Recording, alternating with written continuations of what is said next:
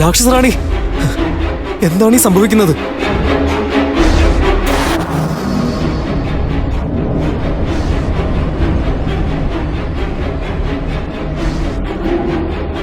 അവിടുന്ന് നമുക്ക് രാജകുമാരന്റെ രൂപം നൽകി, എന്നിട്ട് ഇപ്പോൾ എന്ത് പറ്റി? നമ്മുടെ മായാശക്തികൾ ഇത്രയും ദുർബലമാകുന്നത് എന്താണ്?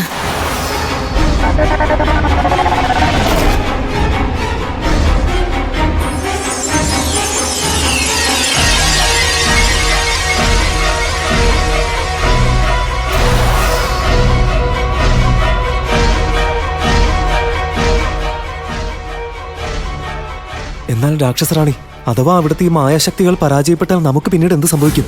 രാജകുമാരിയുടെ ഒപ്പം ഒരു പെൺകുട്ടി ഉണ്ടായിരുന്നു, അവളെ നീ കണ്ടോ? ഉവ്വ് രാക്ഷസറാണി. ആ പെൺകുട്ടി ദേവകന്യകയാണ്. അതുകൊണ്ട് നമ്മൾ അവളിൽ നിന്നും അകലം പാലിക്കുകയാണ് വേണ്ടത്. അവളുടെ ശുഭശക്തികൾ നമുക്ക് ഹാനി വരുത്തുന്നതാണ്. നമുക്ക് ഹാനി വരുത്തുമെങ്കിൽ അവൾ ജീവിച്ചിരിക്കുന്നത് എന്തിനാണ്? അവിടുന്ന് ഒരു ആജ്ഞ നൽകുകയാണെങ്കിൽ നമ്മുടെ അനുവാദം ലഭിക്കുന്നതുവരെ, ആ മഹാ അമൃതജലം നമ്മുടെ കൈകളിൽ എത്തുന്നതുവരെ നമ്മുടെ ഭാഗത്തു നിന്നും യാതൊരു വിധത്തിലുള്ള അവിവേകവും പ്രവർത്തിക്കാൻ പാടില്ല.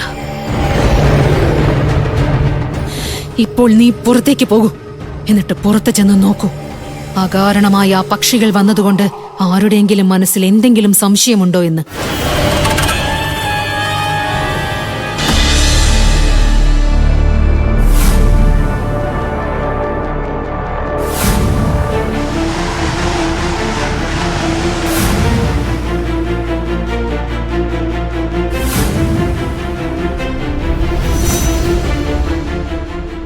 ഒന്നിനു പുറകെ ഒന്നായി അശുഭ സംഭവങ്ങൾ.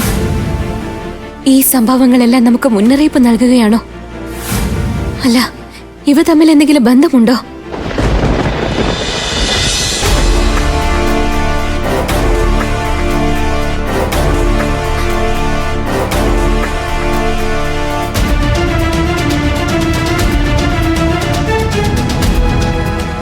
രാജകുമാരി, ഇന്ന് അവിടുത്തെ സ്വയംവരമാണ് പുത്രി. നീയൊരു പുതിയ ജീവിതം ആരംഭിക്കാൻ പോവുകയാണ്. എന്നാൽ പുത്രി, നിന്റെ മുഖത്തൊരു ചെറിയ പുഞ്ചിരി പോലും ഇല്ലാത്തത് എന്താണ്?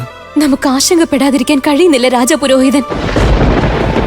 നാം എത്രത്തോളം ദൗർഭാഗ്യവതിയാണ്. നമ്മുടെ പിതാശ്രീ അസുഖബാധിതനായിരുന്നിട്ടും നമുക്ക് സ്വയംവരത്തിൽ പങ്കെടുക്കേണ്ടതായി വരുന്നു. നമുക്ക് എങ്ങനെ സന്തോഷിക്കാൻ സാധിക്കും? നമുക്കറിയാം പുത്രി, നമുക്കറിയാം. നാം എല്ലാം മനസ്സിലാക്കുന്നു. എന്നാൽ ഇങ്ങനെ നിരാശപ്പെട്ടത് കൊണ്ട് യാതൊരു കാര്യവുമില്ല. എന്നാൽ ഒരു കാര്യം എപ്പോഴും ഓർമ്മ വേണം പുത്രി.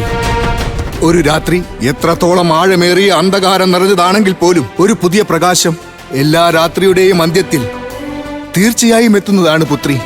അങ്ങനെയെങ്കിൽ ഒരു പക്ഷേ ആ പ്രകാശം നമുക്ക് കാണാൻ സാധിച്ചിരുന്നുവെങ്കിൽ നമുക്ക് ആശങ്കപ്പെടേണ്ടി വരില്ലായിരുന്നു. എന്നാൽ പ്രകാശം കാണുന്നതൊക്കെ വിദൂര സ്വപ്നമാണ്. ഇവിടെ ഒന്നിനു പുറമെ ഒന്നായി അശുഭ സൂചനകൾ ലഭിക്കുകയാണ്.